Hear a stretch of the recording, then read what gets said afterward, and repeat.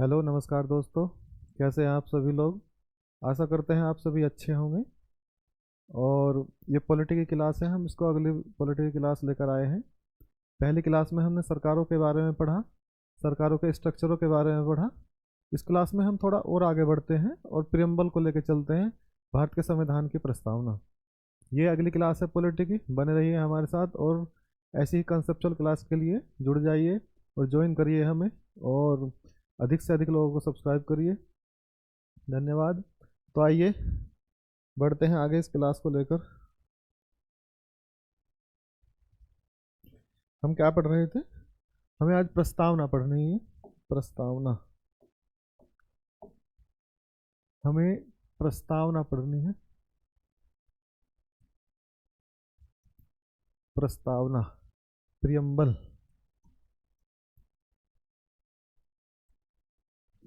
Preamble of Indian constitution.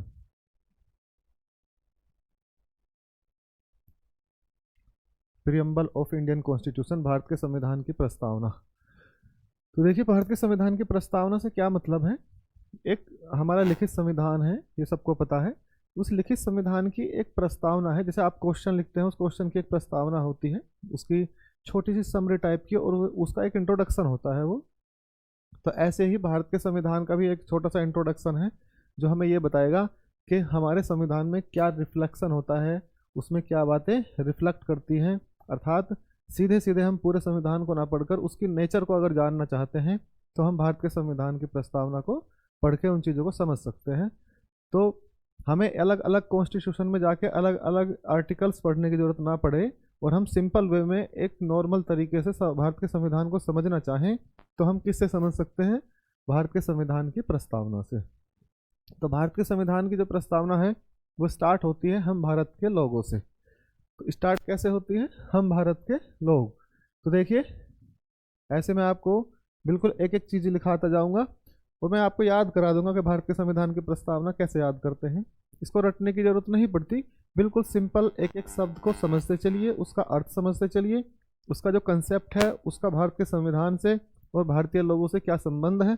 जब आप उस चीज़ को समझ जाएंगे तो बड़े आसानी से भारत के संविधान की प्रस्तावना को उंगली पर रट सकते हैं। ठीक है, तो देखिए, संविधान की प्रस्तावना में सबसे पहले क्या लिखा है, हम भारत के लोग। क्या लिखा है, हम भारत के लोग, हम भारत के लोग। तो सबसे पहले यही शब्द लिखा है, we the people of India. We the people of India का मतलब क्या है कि हम भारत के लोग, आगे कुछ भी होगा उसका जिम्मेदार कौन है, हम। कौन, हम भारत के लोग, यानी कि भारत की सीमा में रहने वाला प्रत्येक व्यक्ति जो भारत का नागरिक है वो भारत के संविधान के प्रति जिम्मेदार है और उसके प्रति समर्पित है। इसलिए हम भारत के संविधान की प्रस्तावना जब शुरू करते हैं तो हमने संविधान में सबसे पहले यही लिखा है कि हम भारत के लोग। तो इसे हम क्या कह सकते हैं, ये भारत के लोग क्या करते हैं, संविधान को शक्ति देते हैं। अर्थात संविधान में जो भी कुछ प्रोविजन किए गए हैं, जो भी उसके अधिकार हैं, वे सब किसने दिए हैं, भारत के लोगों ने। तो भारत के लोग कौन है, भारत के लोग हैं संविधान की शक्ति का स्रोत। भारत के लोग कौन है, संविधान की शक्ति। भारत के लोग संविधान की शक्ति का स्रोत हैं। Source of the Indian constitution, source of the sorry source of the Indian constitution, क्या, पावर का। कैसा, पावर का, संविधान की शक्ति के स्रोत। यानी कि संविधान की शक्ति का स्रोत कौन है, हम भारत के लोग। अर्थात भारत के लोगों से ही संविधान को शक्ति प्राप्त होती है। तो एग्जाम में पीटी में क्वेश्चन पूछा जाता है कि निम्न में से आप विचार करिए, तो उसमें 4 ऑप्शन दिए जाते हैं, फिर पूछा जाता है कि भारत के संविधान की शक्ति का स्रोत क्या है। तो भारत के संविधान की शक्ति का स्रोत, उसमें 4 ऑप्शन होते हैं।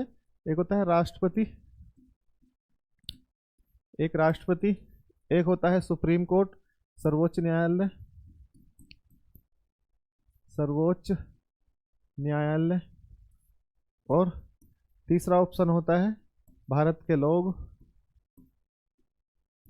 भारत के लोग, और चौथा होता है मंत्री परिषद, और चौथा होता है मंत्री परिषद।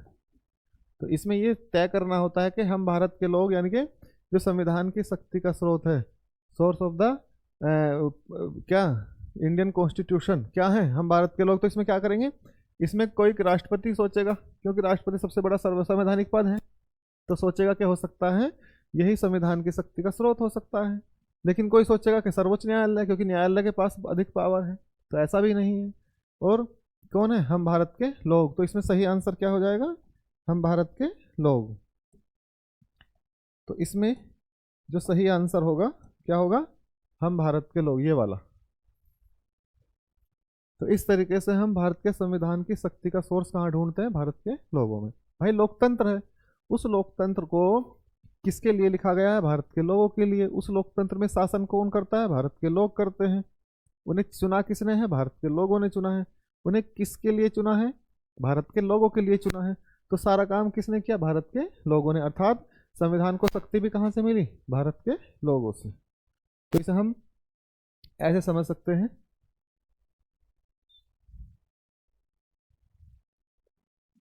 तो शक्ति भी कहाँ से मिलेगी, भारत के लोगों से।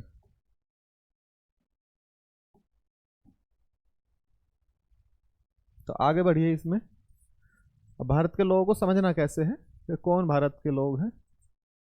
देखिए, अब भारत के लोग क्या हैं, भारत के लोगों से मतलब क्या है, भारत के लोग हैं जो संविधान में, जो संविधान में कहा, जो संविधान में किसके अनुसार, नागरिकता कानून के अनुसार, जो भारत के संविधान में नागरिकता कानून के अनुसार, नागरिकता कानून के अनुसार क्या है, भारत के नागरिक हैं। तो भारत के नागरिक नागरिकता कानून के अनुसार क्या होंगे, अनुच्छेद क्या, आर्टिकल 8, आर्टिकल 9 और आर्टिकल 11। यानी कि इन तीनों अनुच्छेदों के आधार पर क्या होगा, भारत के नागरिक की परिभाषा दी गई है। देखो, जो हमारी नागरिकता है भारत के संविधान में, उसे अलग से पढ़ेंगे। मैं बस आपको ये बताना चाह रहा हूँ कि हम भारत के लोगों की व्याख्या कहाँ से निकल के आती है, संविधान के इन आर्टिकलों से। कैसे नागरिक कैसे बनते हैं, ये अनुच्छेद 8 क्या कहता है, बाय बर्थ, बाय बर्थ की बात करता है। बाय बर्थ का मतलब जो व्यक्ति जन्म से भारत का नागरिक है, तो वो किस में है, अनुच्छेद 8 में है। अब ये क्या कहता है, अनुच्छेद 9, ये रजिस्ट्रेशन की बात करता है। ये किसकी बात करता है, रजिस्ट्रेशन की। तो भारत के संविधान में अनुच्छेद 9 कहता है कि जो रजिस्ट्रेशन के द्वारा जिन्होंने अप्लाई किया है वो भारत के नागरिक होंगे। तो एक तो बर्थ बाय बर्थ हो गए, एक रजिस्ट्रेशन से हो गई, और दूसरा संसद कानून बना दे। कौन, संसद अगर कानून बना दे, संसद कानून बनाकर किसी को नागरिकता दे दे, तो वो भी भारत का नागरिक हो जाएगा। तो ये 3 तरीके हैं। इन तीनों तरीके से जो भारत के नागरिक होने की शर्त पूरी करता है वो भारत का नागरिक होगा और संविधान की शक्ति का सोर्स बन जाएगा, अर्थात संविधान की शक्ति का स्रोत बन जाएगा। Power of the Indian constitution, Bharat की संविधान की शक्ति। ठीक है, ये इतनी बात समझ में आई। रिवर्स करके देख लीजिए, कोई रॉकेट साइंस नहीं है, बिल्कुल सिंपल सा है कि संविधान जो हमने लिखा है उसे सारी शक्तियां हमने दी है। किन्होंने, हमने का मतलब कौन है, हम भारत के लोग। और वहीं से संविधान की प्रस्तावना शुरू होती है कि हम भारत के लोग, भारत को, अब भारत को हमें क्या बनाना है, क्या नहीं बनाना है, कितनी पावर देनी है, सरकार को कैसी व्यवस्था में रखना है, ये सब कौन कहेगा, भारत के लोगों के हाथों में है। तो ऐसे लिखा है, we the people of India, we the people of India, हम भारत के लोग। ठीक है, तो मैं इसको आगे कर देता हूं, ऐसे ऐसे समझिए, प्रस्तावना में इसे यहाँ छोटा सा लिख लेता हूं मैं।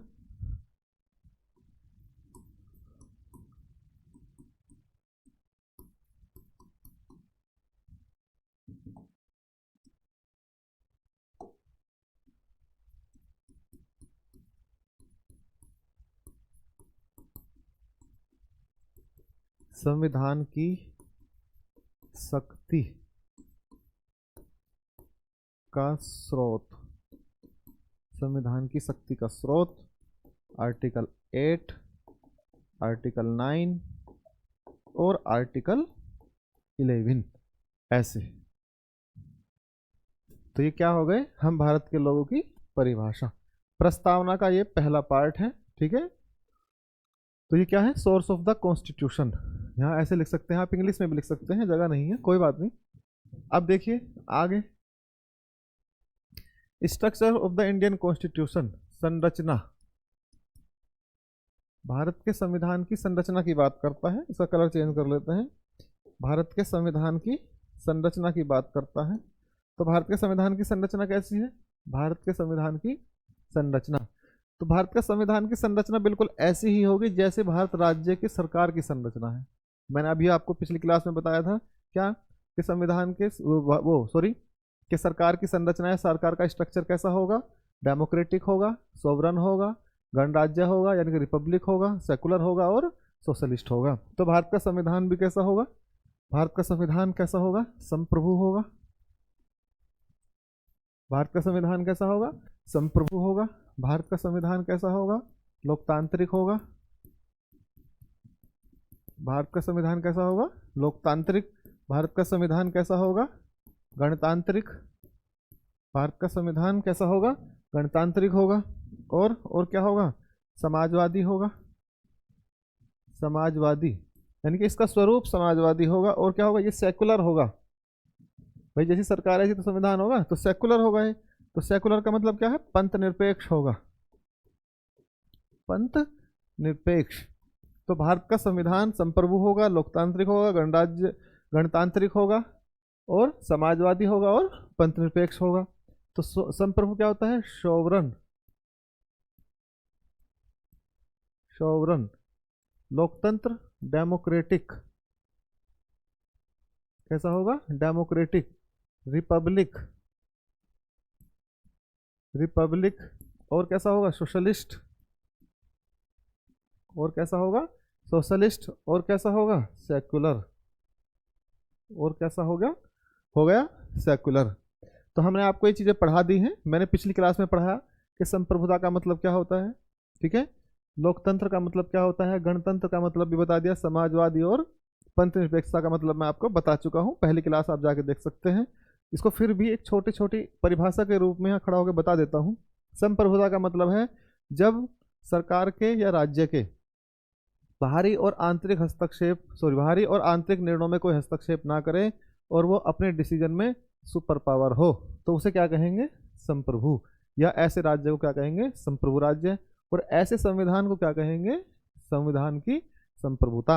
अर्थात हमारा संविधान भी कैसा है, संप्रभु संविधान है।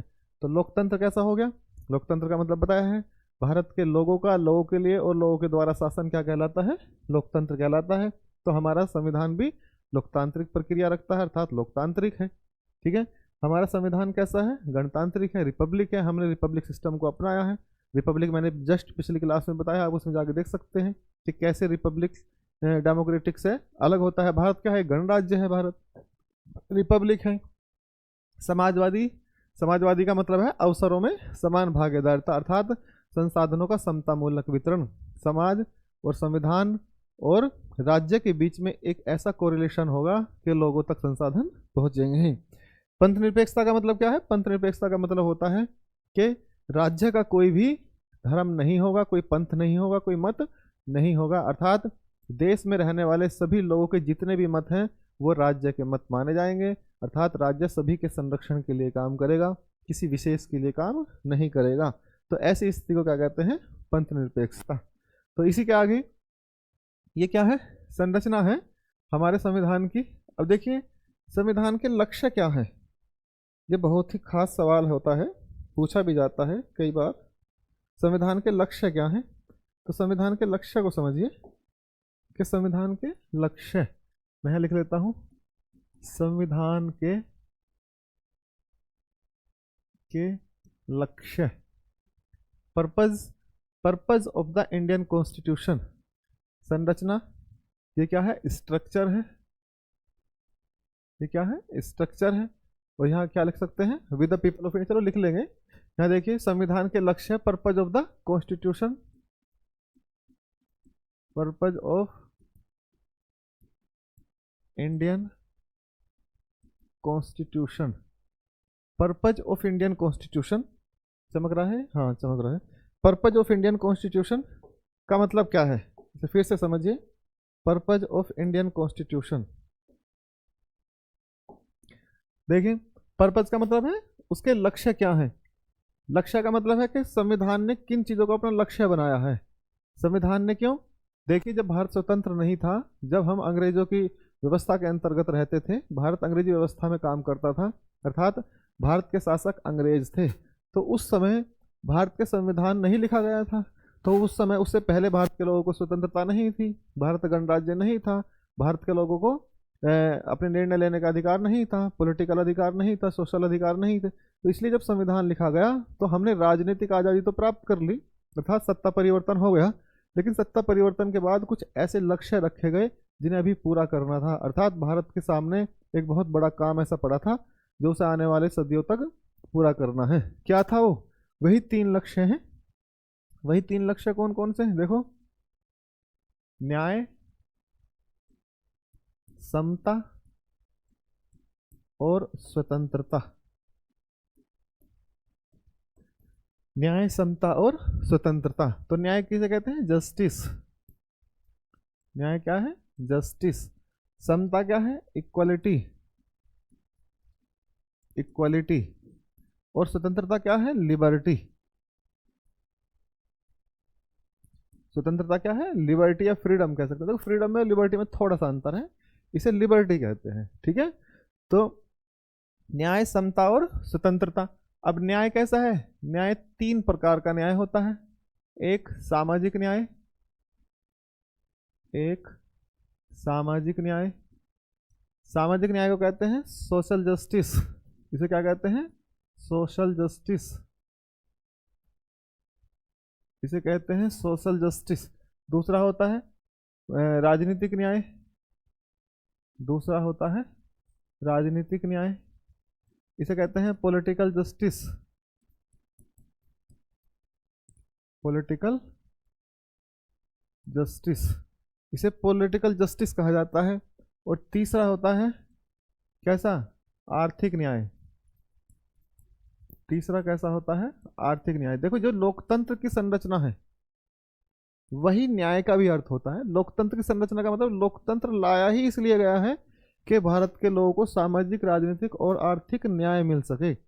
इसलिए जब हम लोकतंत्र की संरचना पढ़ाते हैं तो उसमें डायरेक्ट पढ़ाते हैं कि सोशल डेमोक्रेसी, पॉलिटिकल डेमोक्रेसी और इकोनॉमिकल डेमोक्रेसी। क्यों, क्योंकि जब ये तीनों चीज़ें लागू हो जाएंगी तभी भारत के लोगों के साथ न्याय हो सकता है। और न्याय का मतलब है उन तक अधिक से अधिक संसाधन पहुंचे, कैसे रूप में, सामाजिक रूप में भी, और राजनीतिक रूप में भी उन्हें अधिकार मिले, सामाजिक रूप से उन्हें न्याय मिले, और आर्थिक रूप से उनके पास में काम के अधिकार और जीवन को जीने का अधिकार पहुंचे। तो आर्थिक न्याय का मतलब है economical justice, economical justice, economical justice, ठीक है।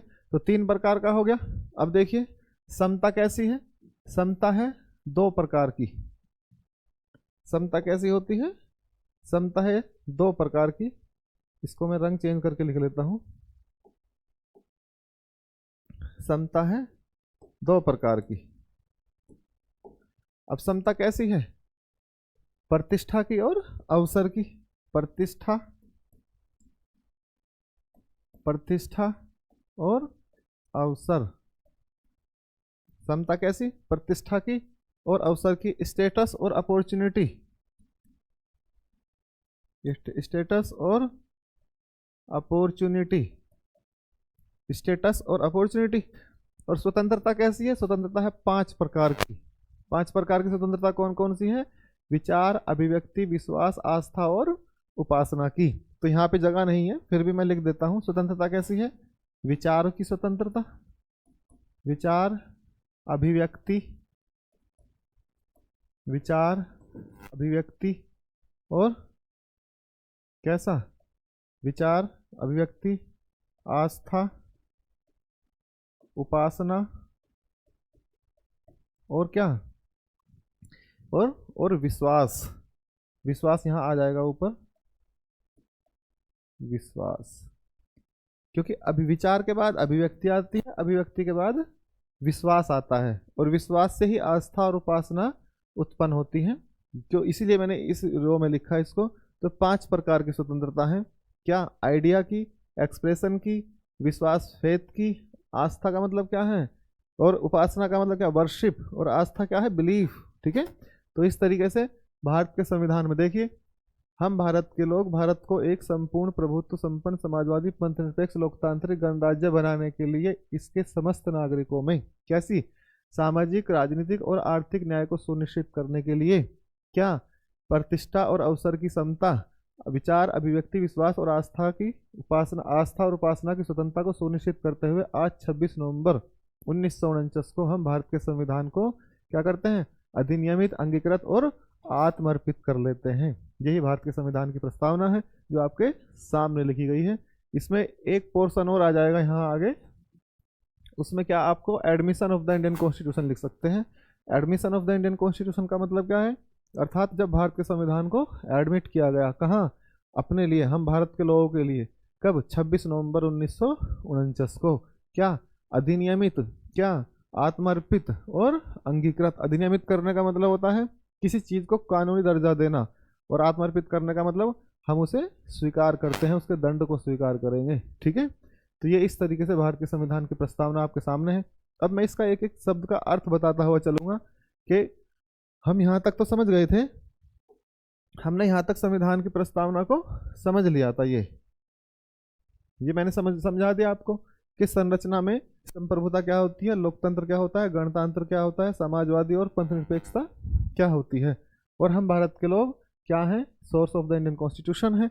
और ये क्या है? संविधान के लक्ष्य। अब संविधान के लक्ष्य को पढ़ना है। संविधान के लक्ष्य बिल्कुल वही लक्ष्य हैं जो हमने डेमोक्रेटिक लक्ष्यों में पढ़ा, या डेमोक्रेसी की संरचना में पढ़ा था।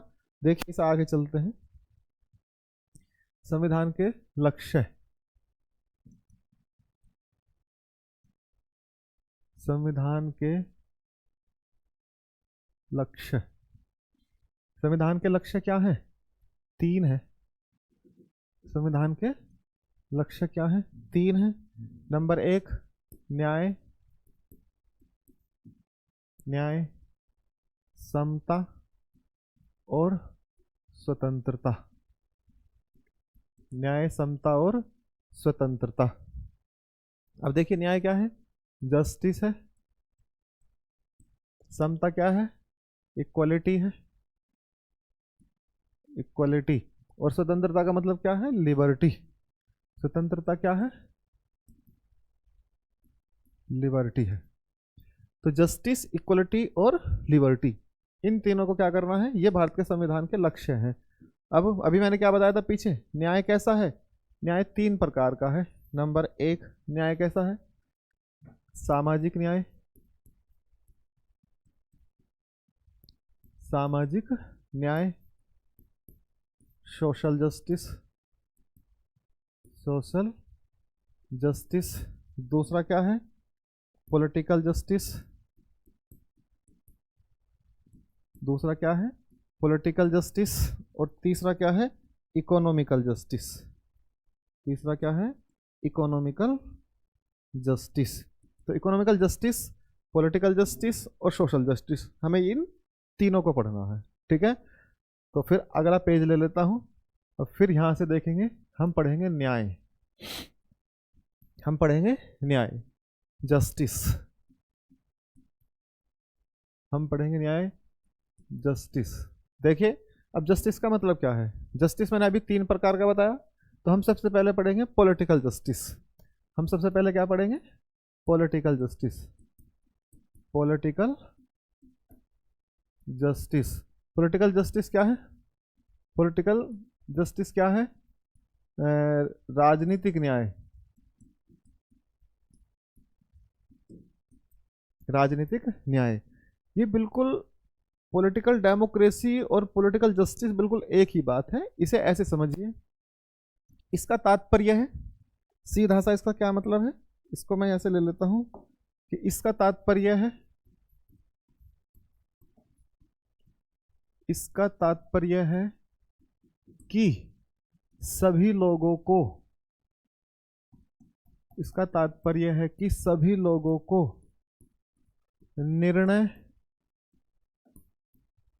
लेने का अधिकार हो, सभी लोगों को निर्णय लेने का अधिकार हो। अर्थात भारत के सभी लोगों को निर्णय लेने की स्वतंत्रता को क्या कहेंगे? Political justice. अब कैसा निर्णय लेने की स्वतंत्रता, ये बात तय करेगी। कानून बनाने का अधिकार की बात करते हैं। निर्णय लेने का मतलब है कानून बनाने का अधिकार। देखिए, भारत में कानून कहाँ बनते हैं? संसद में बनते हैं। भारत में कानून कहाँ बनेंगे? संसद में। तो भारत के निर्णय कहाँ लिए जाते हैं? संसद में भारत के निर्णय लिए जाते हैं। संसद में निर्णय लिए जाते हैं, निर्णय लिए जाते हैं। तो संसद में जब निर्णय लिए जाते हैं तो इसका मतलब क्या है कि कानून कहाँ बनेगा? संसद में बनेगा। तो कानून बनाने की स्वतंत्रता, कानून बनाने की स्वतंत्रता, तो कानून बनाने की स्वतंत्रता सीधे किससे संबंध रखती है? पॉलिटिकल जस्टिस से। पॉलिटिकल जस्टिस कानून बनाने की स्वतंत्रता को क्या देता है? अनुमति देता है। अभी कानून बनाने की स्वतंत्रता कैसे? अब देखिए, इसे आगे लिख लेते हैं। कानून बनाने की स्वतंत्रता, इसे मैं यहां लिख लेता हूं, कानून बनाने की स्वतंत्रता, कानून बनाने की स्वतंत्रता। अब कानून कैसे बनते हैं? कानून मैंने अभी बताया संसद में बनते हैं, लेकिन उसमें लोगों की भागीदारी होती है। तो लोगों की भागीदारी कैसे होती है? देखिए, कानून संसद में बनते हैं, उसमें लोगों की भागीदारी होती है। तो राइट टू, तो क्या होगा? Right to vote, right to vote, यानी कि आप जब उन लोगों को संसद में बैठाएंगे, जो आपके प्रतिनिधि संसद में बैठे हैं, वो कानून बनाते हैं, उनको आपने भेजा है और वो वहां बैठ के कानून बना रहे हैं। तो कानून कौन बना रहा है? आप बना रहे हैं। तो आपको यह अधिकार है कि अपने लोगों को चुन सकें जिससे आपकी भागीदारी कानून बनाने में हो, पॉलिटिकल जस्टिस में हो, सामाजिक न्याय में हो। तो राइट टू वोट ये हमें कब प्राप्त हो चुका था? बिल्कुल, हमने जैसे ही संविधान लिखा और भारत की स्वतंत्रता को, हमने भारत को एक गणराज्य घोषित करा, हमें साथ ही क्या अधिकार मिल गया? राइट टू वोट का। दूसरा अधिकार क्या है? Right to equality, right to election, या इलेक्टेड होना या इलेक्शन लड़ना एक ही बात है, स्वयं को चुनने का अधिकार। ठीक है, तो अनुच्छेद 326 में ये आपको पहले ही बता दिए गए हैं। अनुच्छेद 326 में ये अधिकार दिए गए हैं। कब? 1950 में दे दिए गए थे हमें। तो भारत के संविधान में जो राइट टू वोट और राइट टू इलेक्शन है, इलेक्शन का मतलब स्वयं को चुनने का अधिकार, राइट टू इलेक्ट का, तो ये जो ये अधिकार है ये कब मिल गया हमें? 1950 में। अब इसके बाद एक अधिकार बचता है राइट टू रिजेक्ट का, राइट टू रिजेक्ट का, अर्थात जिन्हें हमने चुना है कानून बनाने के लिए, जिन्हें हमने चुना है उन लोगों को हम रिजेक्ट कर सकें। ठीक है, ऐसा भी तो हो सकता है भाई गलती से कोई गलत चुना गया हो, या जो खड़े हुए हैं वो हम उनमें से हमें कोई भी पसंद ना हो। तो जो हमें कोई भी पसंद नहीं होगा तो सिंपल सी बात है, हमें उसे रिजेक्ट करने का अधिकार है। क्यों? क्योंकि लोकतंत्र है। लोकतांत्रिक व्यवस्था में किसी को रिजेक्ट करने का भी अधिकार होता है। इसे कहते हैं मना करना। एक तरीके की नाराजगी है ये कि हमें आपको नहीं चुनना है, तो जब हमें आपको नहीं चुनना है तो हमें आपको रिजेक्ट कर देना है। तो राइट टू रिजेक्ट, तो राइट टू रिजेक्ट को क्या कहते हैं? नोटा कहा जाता है।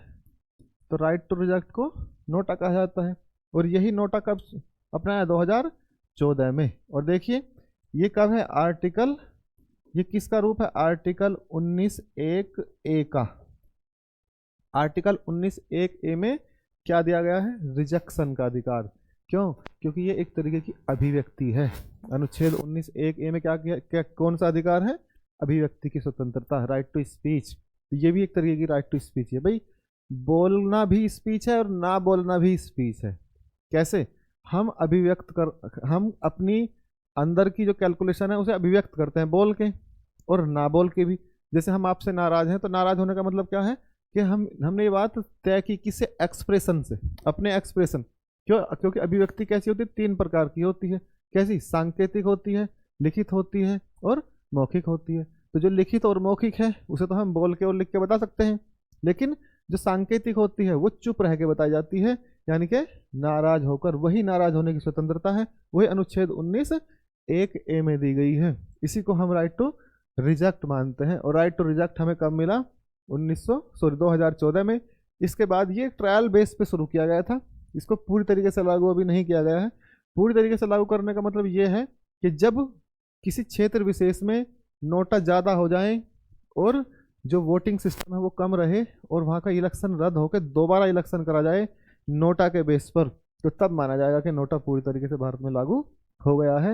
ये ट्रायल बेस पे शुरू किया था, लेकिन इससे सरकारों की मंशा का पता चलता है कि कहीं ना कहीं हम लोकतांत्रिक प्रक्रिया को अपनाने की दिशा में आगे बढ़ रहे हैं, अर्थात सरकारों ने ये अच्छा काम किया।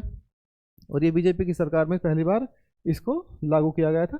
बीजेपी की सरकार में नहीं, जब बीजेपी ने 2014 में चुनाव लड़ा तब ये लागू हुआ था, भारत सरकार के द्वारा लागू किया गया था। ठीक है, इसके बाद आता है right to recall. Right to recall यानी कि रिकॉल करने का मतलब है वापस बुला लेना, वापस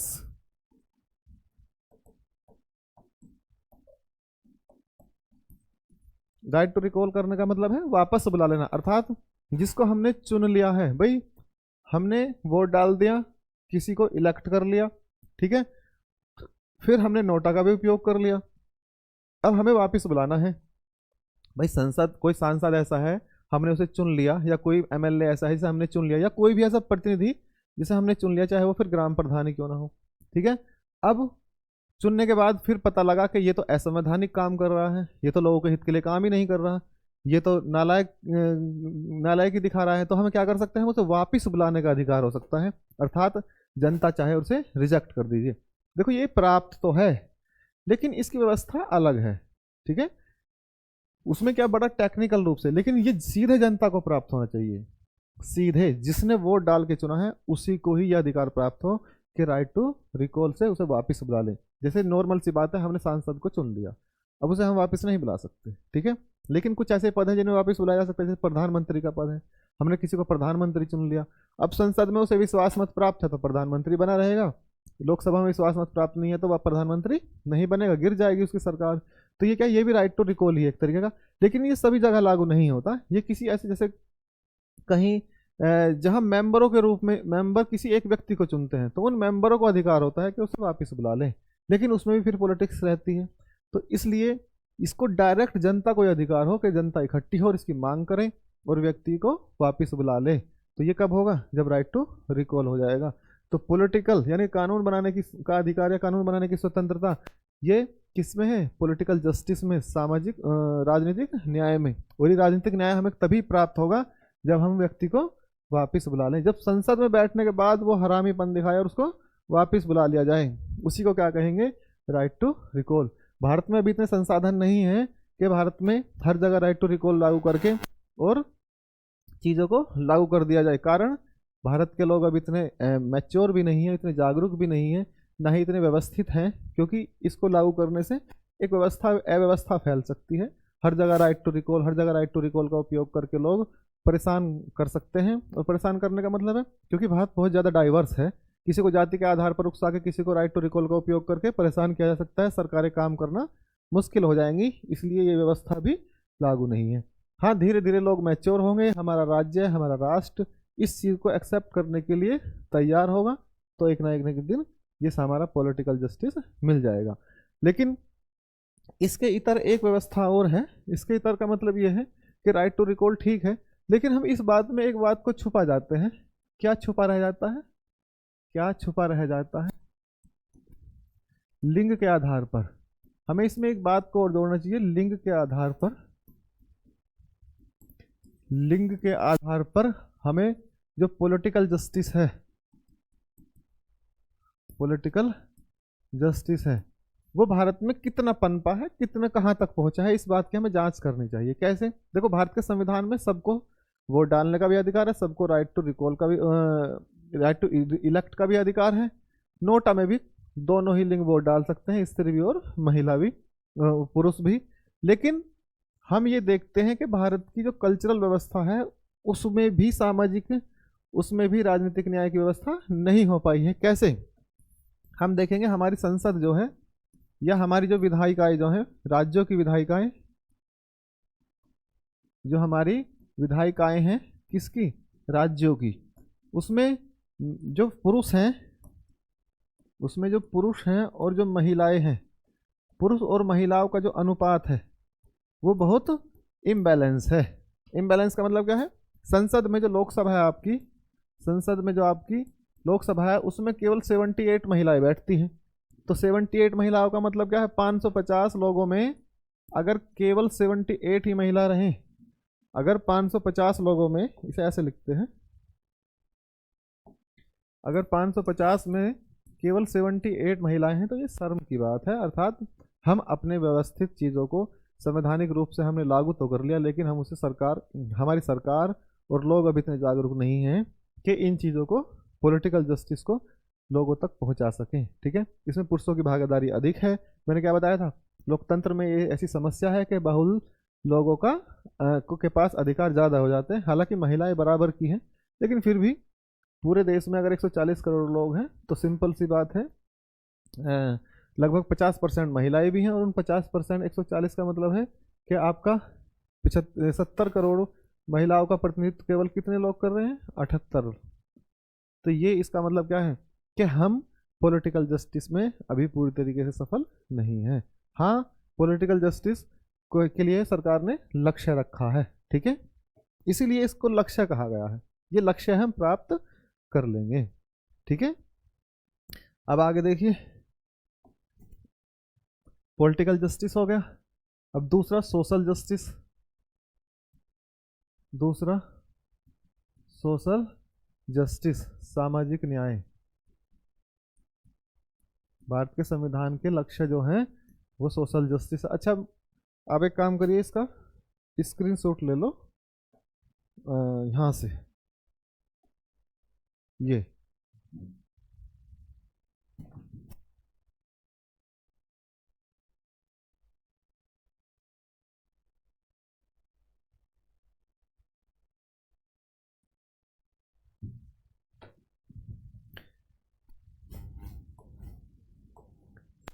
हाँ, सोशल जस्टिस, सामाजिक न्याय।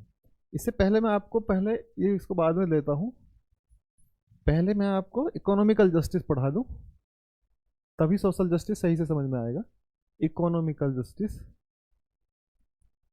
इकोनॉमिकल जस्टिस, इसको क्या कहेंगे, आर्थिक न्याय। इकोनॉमिकल जस्टिस, आर्थिक न्याय। अब देखिए, आर्थिक न्याय का मतलब क्या है, संसाधनों का समतामूलक वितरण, संसाधनों का समता मूलक वितरण, संसाधनों का समता मूलक वितरण अर्थात क्या, डिसेंट्रलाइजेशन ऑफ द रिसोर्स, अर्थात भारत के लोग रिसोर्स का सभी लोगों तक पहुंच सुनिश्चित करना। संसाधनों का समतामूलक का मतलब होता है समान रूप से देना। समान रूप से देने का मतलब ये नहीं कि सबको बराबर बराबर बांट दिया जाए, बिल्कुल नाप तोल के नहीं। लोगों तक संसाधन पहुंचा दीजिए, वो उन पर वर्क करके उन्हें मैन्युफैक्चरिंग में बदल के उत्पाद में बदल देंगे, और उन तक अपने आप मनी फ्लो बढ़ जाएगा। और मनी फ्लो बढ़ाना ही सरकार का क्या है, उद्देश्य है। इसी को इकोनॉमिक जस्टिस कहा जाता है। अभी देखिए कैसे आएगा, इसके दो बेस हैं। बेस क्या है इसका, देखो, एक तो होता है बेसिक और एक होता है एडवांस। बेसिक का मतलब है लोगों की बेसिक्स नीड्स पहले ये पूरी हो जाएं, उसी के बाद तो चीज़ें आगे बढ़ेंगी, तभी तो उत्पादन में बदलेगा। जब लोग इस लायक हो जाएं, जब पेट में भूख लग रही है तो कैसे उत्पादन करेंगे। ठीक है, तो पहले पेट की भूख शांत करी जाएगी, तो उसके लिए उन्हें कहते हैं बेसिक्स नीड्स। तो इसे कहेंगे freedom from minimum wants, freedom, freedom from minimum wants, freedom from minimum wants, यानी कि क्या, बिल्कुल जो आवश्यक जरूरत है उनसे मुक्ति मिल जाए। उनसे मुक्ति मिलने का मतलब क्या है कि कम से कम वे तो लोगों के पास पहुंच जाएं। तो इसमें क्या होगा, स्वास्थ्य तो होगा ही होगा, तो स्वास्थ्य होना जरूरी है, हेल्थ होनी जरूरी है। तो राइट टू हेल्थ हमारा लक्ष्य है, अभी से हमने प्राप्त नहीं किया है, क्योंकि जिस दिन ये प्राप्त हो जाएगा उस दिन सरकारों में या पूरे भारत में सब जगह हेल्थ की व्यवस्था है, मेडिकल व्यवस्थाएं फ्री हो जाएंगी। हाँ, मेडिकल जो सरकारी मेडिकल कॉलेज होते हैं, सरकारी मेडिकल जो हॉस्पिटल होते हैं, उनमें 1 रुपये की पर्ची कटती है और आप इलाज करा सकते हैं, लेकिन दवाइयों के आपको पैसे देने पड़ेंगे और एक्स्ट्रा जो खर्चे होते हैं उसके पैसे देने पड़ेंगे। लेकिन जिस दिन सरकार ये तय कर लेगी कि राइट टू हेल्थ अनुच्छेद 21 में जुड़ जाएगा, उस दिन ये चीज़ें आपको 1 रुपया भी नहीं देना पड़ेगा, ना तो आपको दवाइयों का पैसा देना पड़ेगा, ना आपको डॉक्टर की फीस देनी पड़ेगी, बिल्कुल फ्री हो जाएगा। तो फ्रीडम फ्रॉम मिनिमम वांट्स यानी कि आपको हेल्दी जीवन की जरूरत है। तो हेल्दी जीवन किससे मिलेगा? जब आपका आर्थिक न्याय में आपका कम से कम स्वास्थ्य तो सही होगा। उसके बाद आपका पेयजल, पेयजल सभी लोगों के पास भारत में पेयजल की व्यवस्था नहीं है, लोगों को गंदा पानी पीना पड़ता है, तो पोखरों से और तालाबों से, नदियों से, नहरों से, ऐसे पानी जो उसके सोर्स होते हैं वहाँ से पानी इकट्ठा करके पानी पीना पड़ता है, उससे बीमारी होती है, जॉइंटिस हो जाता है, लीवर में इन्फेक्शन हो जाते हैं, लीवर सिरोसिस हो जाते हैं, स्किन की समस्या हो जाती है लोगों को, ब्रेन में जो नर्वस सिस्टम है वो गड़बड़ा जाता है, जो पानी में मेटल्स होते हैं, सीसा है, क्लोरीन है, सॉरी जो आपका मैग्नीशियम वगैरह है, जो आपका जो मेटल्स आयरन वगैरह जो मिलते हैं नदियों में, साथ साथ जो नालों से और कंपनियों का जो पानी मिलता है वो मेटल्स बढ़ा देता है, वो नीचे सोर्स में चला जाता है, तो पानी गंदा हो जाता है। तो इस पेयजल से क्या होता है, नर्वस सिस्टम गड़बड़ा जाता है, सीसा जब ज़्यादा जाएगा बॉडी में तो उससे पारा चला जाएगा, तो आपका नर्वस सिस्टम खराब हो सकता है, ब्रेन शॉक हो सकता है, हार्ट की समस्याएं हो सकती हैं। ये सब किससे आती है? पेयजल से आती है। तो स्वस्थ जीवन हो, स्वस्थ जीवन के साथ साथ आपको शुद्ध पेयजल भी मिलना चाहिए। शुद्ध पेयजल सरकार सबको उपलब्ध नहीं करा सकती, अभी लक्ष्य रखा गया है। हाँ इतना है कि जल पहुंचा देती है, अब वो ऐसे आप पी के मरें या जिंदे रहें, वो क्यों? क्योंकि अभी हमारे पास इतने संसाधन भी नहीं है कि सब तक इन चीज़ों को उपलब्ध करा दिया जाए, लेकिन हाँ फिर भी लक्ष्य में रखा गया है। ठीक है। दूसरा भोजन है आपका, भोजन, इसके लिए सरकार आपको कोटा देती है, हर महीने 5 किलो अनाज और चावल देती है। क्यों? आपको कम से कम आर्थिक चीज़ों से जूझना ना पड़े, जीवन चलता रहे। आवास हो जाएगा इसके साथ में, आवास, आवास मिल जाएगा आपको। तो आवास मिल जाएगा तो क्या होगा? कम से कम एक घर, छत हो। सरकार प्रधानमंत्री आवास योजना, मुख्यमंत्री आवास योजना, इंदिरा गांधी आवास योजना है, क्षेत्रीय किसी व्यक्ति के नाम पे आवास योजना चलाई जा सकती है। तो सरकार आवास, सस्ते आवास उपलब्ध कराती है, फ्री नहीं कराती, सस्ते आवास उपलब्ध कराती है, लोन दे सकती है। लेकिन फिर भी सरकार ने इनको लक्ष्य के रूप में रखा गया है। देखो लक्ष्य होने में और प्राप्त करने में दो चीज़ें अंतर हैं। हमने किसी कोई एक टारगेट रखा है कि हम ये चीज़ें प्राप्त करेंगे, तो वो आने वाले समय में कभी तक प्राप्त हो सकता है, चाहे 1 साल लगे, चाहे 1 सदी लगे, उस पर कोई भी केस दायर नहीं किया जा सकता कि हमें ये चीज़ें चाहिए। क्यों? क्योंकि लक्ष्य में रखा गया है। लेकिन हाँ, जिस दिन हम इसको यहाँ से निकाल के अनुच्छेद 21 में ले जाएंगे, न्याय जो संविधान के लक्ष्य हैं उन्हें धीरे धीरे कहाँ ट्रांसफर कर देंगे? फंडामेंटल राइट्स में, अनुच्छेद 21 में। उस दिन सरकार की जिम्मेदारी होगी और लोग कोर्ट में जाके खड़े हो सकते हैं और अपने लिए चीज़ों की मांग कर सकते हैं। तो इसलिए ऐसी व्यवस्था क्या है? आवास, आवास मिल जाएगा तो मिनिमम वांट्स पूरी हो जाएगी। आवास के साथ और क्या हो सकता है? इसमें शिक्षा को ऐड कर लीजिए, शिक्षा, शिक्षा मिल जाएगी तो लोगों को कैसा? शिक्षा भी बेसिक जरूरत ही होती है, क्योंकि सरकार ने इसलिए आपको 6 से 14 वर्ष तक के बच्चों के लिए शिक्षा फ्री कर रखी है और आर्टिकल 21 में भी जोड़ रखा है। लेकिन ये केवल 6 से 14 वर्ष तक के लिए है, बल्कि पूरी शिक्षा ही फ्री होनी चाहिए। ठीक है, पूरी शिक्षा ही फ्री हो जानी चाहिए। तो जिस दिन पूरी शिक्षा फ्री हो जाएगी उस दिन जो अनुच्छेद 21 का ए है, जो 86वां संविधान संशोधन है, उसमें शिक्षा 6 से 14 वर्ष तक का जो पार्ट है कि 6 से 14 वर्ष तक के बच्चों के लिए शिक्षा फ्री है, वहाँ 6 से 14 वर्ष की जो लिमिट है उसको ख़त्म करके केवल लिखा जाएगा सभी भारतीय लोगों के लिए शिक्षा फ्री दी जाएगी। और उसके बाद फिर आपका किसी कॉलेज में, किसी स्कूल में कहीं कोई पैसा नहीं लगेगा, उच्च शिक्षा तक सब फ्री होगा। ठीक है। अब देखिए इसके बाद आता है फ्रीडम फ्रॉम मिनिमम वांट्स के बाद आता है capacity building. Capacity building, capacity building इसे कहते हैं क्षमता निर्माण। इसे क्या कहते हैं? कैपेसिटी बिल्डिंग को क्या कहते हैं? क्षमता निर्माण। अब इसमें क्या आएगा? ऊर्जा। क्षमता निर्माण में वे सब चीजें आ जाएंगी जो इसे प्राप्त करने के बाद, क्षमता निर्माण में वे सब चीजें आ जाएंगी जो इन्हें प्राप्त करने के बाद, जो इन्हें प्राप्त करने के बाद, जो आपकी जो मिनिमम वांट्स को पूरा करने के बाद जो आपके अंदर कैपेसिटी बिल्ड करे।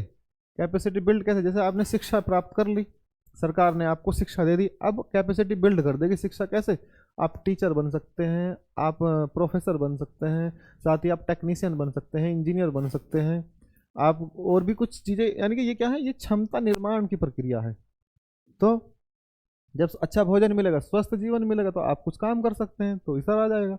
तो इसी तरीके से आर्थिक न्याय कब पूरा होगा? जब मिनिमम वांट्स पूरी होंगी और उसके बाद आपको ऊर्जा की व्यवस्था होगी। जैसे ऊर्जा के लिए मतलब क्या है, जैसे आपको खाना बनाने के लिए गैस वगैरह चाहिए, ठीक है, एनर्जी, जो जितने भी एनर्जी के सोर्स हैं, चाहे आपको लाइट है, कुछ भी है, ठीक है। तो और दूसरा क्या, परिवहन चाहिए, परिवहन, ट्रांसपोर्टेशन। आपको ट्रांसपोर्टेशन मिलेगा तो चीज़ें आसान हो जाएंगी, कैपेसिटी बिल्ड हो जाएगी। आपने कोई उत्पादन किया, जैसे मान लिया आप किसान हैं, घर में भैंस पाल रखी है आपने, आपके घर पे दूध दुग्ध उत्पादन उत्पादन होता है, घी का उत्पादन होता है, आप पनीर भी बनाते हैं, आप मावा भी निकालते हैं, इस तरीके के 10 प्रोडक्ट बना लेते हैं। लेकिन अगर ट्रांसपोर्टेशन की सुविधा अच्छी नहीं है तो आप उसे मार्केट तक नहीं ले जा सकते। तो आपने उत्पादन तो कर लिया, लेकिन कैपेसिटी बिल्डिंग किससे आएगी? सरकार की द्वारा की गई जो कोशिशें हैं, किससे? परिवहन व्यवस्था को अच्छा करेगी सरकार, आपको संचार देगी सरकार, संचार, और क्या होगा, बैंकिंग देगी आपको। जो आप पैसा कमाएंगे उसे आप कहाँ रख सकते हैं? बैंक में रख सकते हैं। और बैंक में रख के क्या है, बैंक किस लिए होते हैं? आपको पैसा देने के लिए है बैंक, आप अपना काम करिए, बैंक पैसा देगी। तो ये बैंकिंग व्यवस्था अच्छी होगी। और क्या होगा, प्रशिक्षण देगी सरकार, प्रशिक्षण।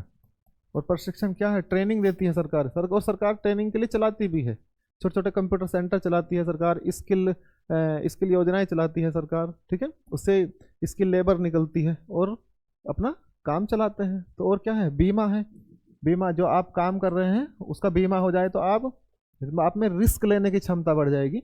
जो आप काम करते हैं उसका अगर सरकार बीमा कर दे तो रिस्क लेने की क्षमता बढ़ जाती है। तो रिस्क लेने की क्षमता बढ़ जाएगा तो आप निश्चित होकर काम करेंगे। जैसे मान लिया हमने किसी काम में 10-20 लाख रुपए लगा दिए, अब हम डरते हैं कि बिजनेस नहीं चला तो ये खराब हो जाएगा, फला हो जाएगा, ढिमका हो सकता है, मार्केट नहीं मिली, कोई ट्रेजडी हो जाए। तो आप बीमा करवाइए सरकार से, सरकार इसके लिए बीमा करेगी चीज़ों का, तो उससे आप में रिस्क लेने की क्षमता बढ़ती है बीमा। तो इससे क्या होता है, क्षमता निर्माण होता है। और क्या होता है, लॉ एंड ऑर्डर, कानून व्यवस्था अगर सरकार अच्छी रखेगी तो लोगों में कैपेसिटी बिल्डिंग होगी।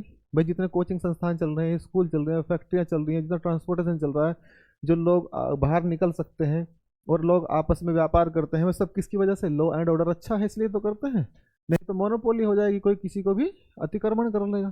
तो ये सब चीज़ें किस में आती है? कैपेसिटी बिल्डिंग में। तो अगर आर्थिक न्याय, इकोनॉमिकल जस्टिस में संसाधनों का समतामूलक वितरण कैसे होगा? जब सबको बेसिक चीज़ें पूरी हो जाएंगी और सरकार कैपेसिटी बिल्डिंग के लिए काम करेगी तो धीरे धीरे सब तक संसाधन पहुंच जाएंगे। और इस प्रकार भारत का संविधान अपने लक्ष्य में क्या सफल हो सकता है। लेकिन कितना सफल है, आप देखिए कितने लोगों तक ऊर्जा है, कितने लोगों तक परिवहन है, कितने लोगों तक संचार है, बैंकिंग से क्या सबको प्राप्त है? क्या दूर दराज के क्षेत्रों में बैंकिंग व्यवस्था है? क्या प्रशिक्षण सबको मिल पाता है? क्या बीमा है? प्रशिक्षण का और बेरोजगारी का सीधा संबंध है। बीमा सबको है। कानून व्यवस्था, कानून व्यवस्था कैसी है? लूट मार होती है, महिलाओं के साथ में अभद्रता होती है, ये सब क्या है? ये कैपेसिटी बिल्डिंग के हैं। अगर ऐसा कहीं आपको दिखाई देता है तो आप सीधे मांग कर सकते हैं। इससे क्या है, एक नैतिक दबाव आता है सरकार पे। क्यों? क्योंकि संविधान के लक्ष्य हैं। सरकार अगर पूरा नहीं करेगी तो नैतिक दबाव आएगा, तो नैतिक दबाव ही क्या है, संविधान के लक्ष्यों में दे रखा है। तो सरकार इसके लिए काम करने के लिए प्रतिबद्धता दिखाएगी। ठीक है, न्याय कोई नहीं देता, न्याय न्याय लेना पड़ता है, संघर्ष करके छीनना पड़ता है, उसके लिए खड़ा होना पड़ता है। और उसके लिए हो सकता है कई पीढ़ियां भी लग जाएं, कई वर्ष भी लग जाएं, लेकिन लोग अगर खड़े रहेंगे तो आने वाले समय में उनके साथ न्याय हो सकता है। इसे लिख लीजिए, इसका स्क्रीनशॉट ले लें, उसको मैं पीछे हट जाता हूँ।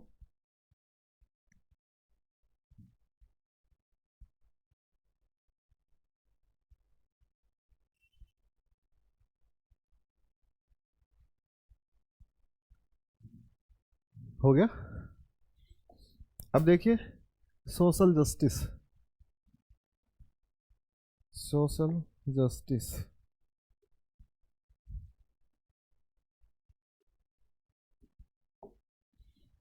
Social justice.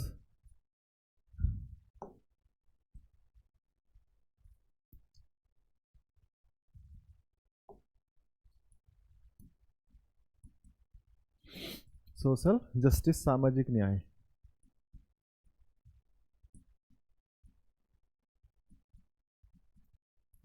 सोशल जस्टिस, सामाजिक न्याय क्या होता है, आप इसको समझिए अब सिंपल वे में।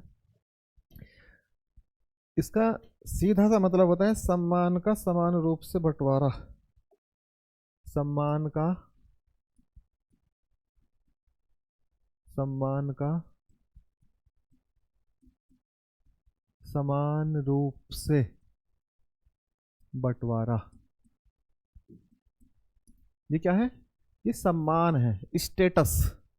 सम्मान का मतलब है किसी के साथ द्विपक्षीय व्यवहार नहीं करेगा राज्य। अर्थात हमारे संविधान में सीधा सीधा लिखा है, किसी को भाषा, जाति, लिंग, क्षेत्र, नस्ल, किसी भी आधार पर, धर्म हो चाहे कुछ भी हो, किसी भी आधार पर किसी के सम्मान के साथ छेड़खानी नहीं की जाएगी। इसीलिए आप देखते हैं कि मानहानि का केस हो जाता है, वो किसके कारण है, वो आपका सोशल जस्टिस ही है।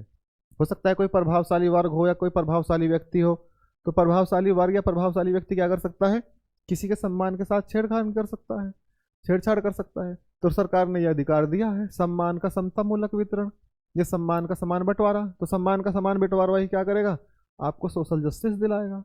किसी को हम न जाति के, न लिंग के, न क्षेत्र के, न भाषा के, किसी भी आधार पर कोई भेदभाव नहीं करेंगे।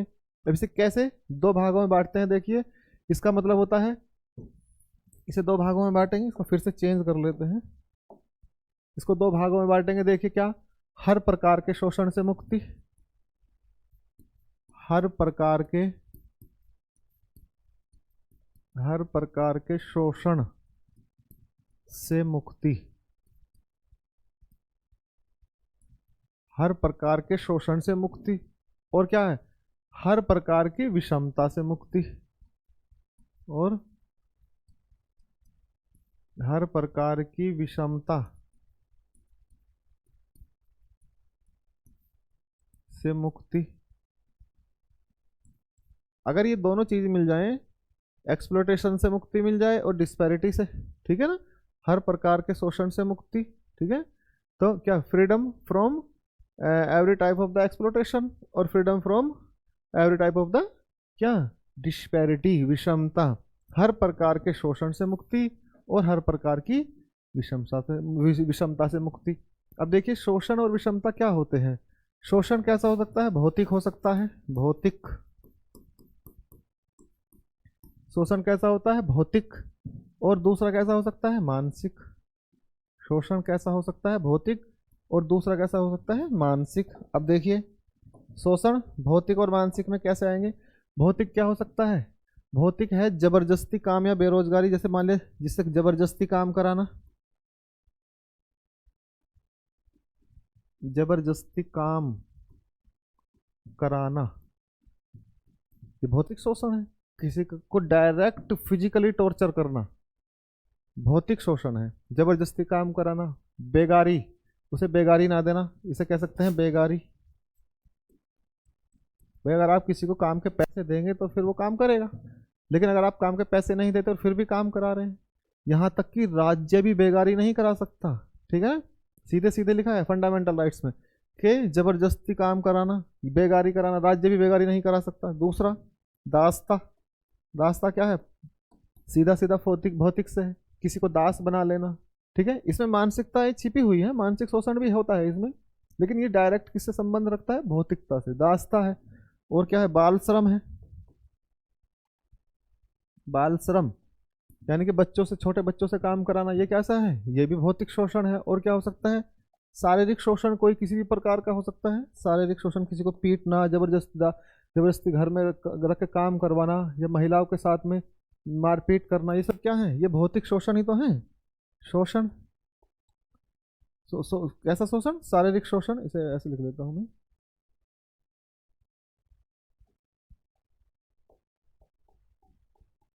शारीरिक शोषण, शारीरिक शोषण। जैसे जैसे क्या होता है, अभी कुछ लोगों की मानसिकता भी ऐसी बनी हुई है कि महिलाओं को दबा के रखते हैं, उनके साथ में मारपीट करते हैं, उन्हें ऐसा लगता है कि ये कोई वस्तु है, इनके पास फीलिंग्स नहीं होती, तो उन्हें मारना, पीटना, उनको दबा के रखना, उनको उनको एक तरीके की वस्तु की तरह ट्रीट करना, ये सब किस में आएगा? शारीरिक शोषण में। ये कैसा है? भौतिक प्रकार का शोषण है। और देखिए मानसिक शोषण कैसे हो सकता है, क्या होगा? जैसे नंबर 1, किसी को जाति सूचक शब्द बोल देना। जाति सूचक शब्द, किसी को जाति सूचक शब्द बोलना, ये कैसा है? मानसिक है। भाई हम उसके हमने किसी को जाति सूचक शब्द बोल के उसका अपमान कर दिया, तो वो भौतिक शोषण में नहीं आएगा, वो कैसा आएगा? मानसिक शोषण। भौतिक शोषण के साथ मानसिक शोषण चलता है। भाई किसी की जब किसी जबरदस्ती काम कराएंगे तो मेंटली रूप से भी डिस्टर्ब होगा वो जरूर, लेकिन डायरेक्ट यहाँ जाति सूचक शब्द बोल देंगे तो वो भले ही शारीरिक रूप से डिस्टर्ब होना हो, डायरेक्ट मेंटली रूप से डिस्टर्ब हो जाएगा। ठीक है, तो इस प्रकार का हो गया। दूसरा और क्या हो सकता है? गाली गलौज, किसी को गाली देना, गाली गलौज करना। अगर किसी को गाली गलौज करने की आदत होती है, बकवास करने की आदत होती है, घर में गाली गलौज करते हैं बहुत लोग, महिलाओं के साथ गाली गलौज करते हैं, वो उनको हमेशा मेंटली टॉर्चर करके रखते हैं। उन्हें ऐसा लगता है गाली देने से तुम्हारा सम्मान बढ़ गया, बल्कि वो नीचता होती है। ऐसा करना बिल्कुल अपराध की श्रेणी में आता है। आप किसी के सम्मान के साथ खेल ही नहीं सकते। क्यों? क्योंकि ये सोशल जस्टिस के विरुद्ध माना जाता है। ठीक है, तो ये कैसा? गाली गलौज करके आप क्या कर रहे हैं? सीधे मानसिक रूप से टॉर्चर कर रहे हैं। तो ऐसा नहीं कर सकते, ये संविधान के लक्ष्य में है। अगर सरकार को पता चला, सरकार के किसी अंग को पता चला, तो कार्रवाई हो सकती है। और क्या हो सकता है? नस्लवादी टिप्पणी किसी पर, नस्लवाद। भाई नस्लवाद कैसे आएगा? नस्लवाद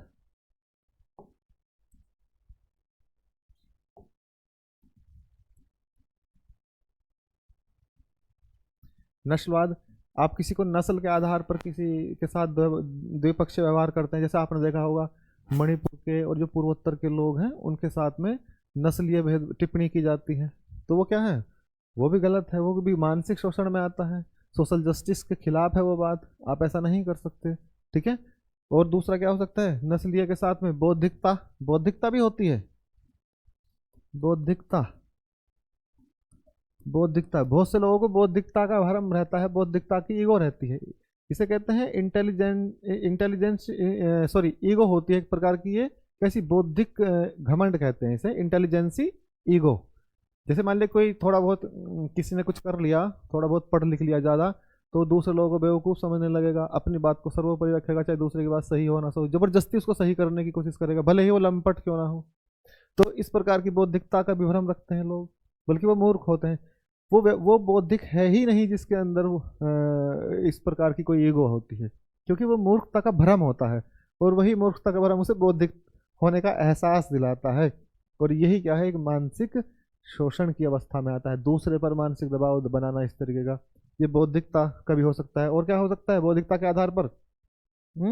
और क्या हो सकता है? डिग्निटी को प्रभावित करना, किसी की मर्यादा को, मर्यादा सम्मान को, किसी की डिग्निटी को प्रभावित करना, प्रतिष्ठा को, मर्यादा को प्रभावित करना, प्रभावित,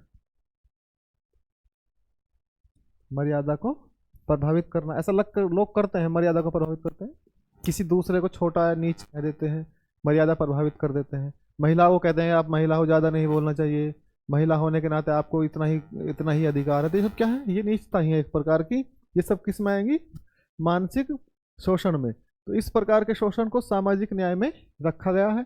सामाजिक न्याय से बाहर रखा गया। अगर कोई ऐसा करता हुआ पाया जाएगा तो उसकी शिकायत पर और कार्रवाई हो सकती है। ठीक है, अब हर प्रकार की विषमता से मुक्ति कब मिलेगी? जैसे ये भी दो प्रकार की होती है। जैसे एक होती है प्राकृतिक, जैसे एक होती है प्राकृतिक, और एक कैसी हो सकती है? गैर प्राकृतिक यानी कृत्रिम। और दूसरी कैसी हो सकती है? कृत्रिम। तो कृत्रिम आधार पर अगर किसी के साथ में ऐसा बिहेव हो रहा है तो उसको हम किस में रखेंगे? उसको हम हर प्रकार की विषमता में रखेंगे। जैसे प्राकृतिक विषमताएं क्या होती हैं? कोई लंबा है, लंबा छोटा। जैसे मान लिया कोई लंबा है, उसे विशेष दर्जा दे देना, या कोई छोटा है उसे वो हमेशा इसी मेंटल डिस्टर्ब में रहे कि तेरी तो लंबाई कम है। तो एक ऐसा है प्राकृतिक है, इसको बदला नहीं जा सकता। भाई कोई छोटा है तो उसे पकड़ के खींच के लंबा तो नहीं किया जा सकता, या कोई लंबा है तो उसे पकड़ के छोटा नहीं किया जा सकता। तो ये प्राकृतिक है, लेकिन है क्या? ये विषमता तो है ये भी। तो अब इसको हम खत्म तो नहीं कर सकते, लेकिन सोशल जस्टिस में हम इन चीज़ों को टैकल करके, यानी कि सम्मान के आधार पर चीज़ों को हम व्यवस्थित कर सकते हैं। दूसरा, काला गोरा हो सकता है। काला गोरा, भाई ये गाना बना, काले गोरे का भेद नहीं, हम हर दिल से हमारा नाता। इसका मतलब क्या है? इसका मतलब यही है कि काला गोरा भी विषमता है भारत में, जबकि ये विषमता होनी ही नहीं चाहिए, क्योंकि ये प्राकृतिक है और प्रकृति ने जिसको जैसा दिया है वो उसी रूप में सुंदर है। ठीक है, सुंदरता किसी रंग से या किसी व्यवस्था से नहीं होती, वो उसकी खुद की प्राकृतिक व्यवस्था ही है जो उसे सुंदर बनाती है। ठीक है, और क्या हो सकता है? मोटा पतला। भाई मोटा पतला भी क्या है?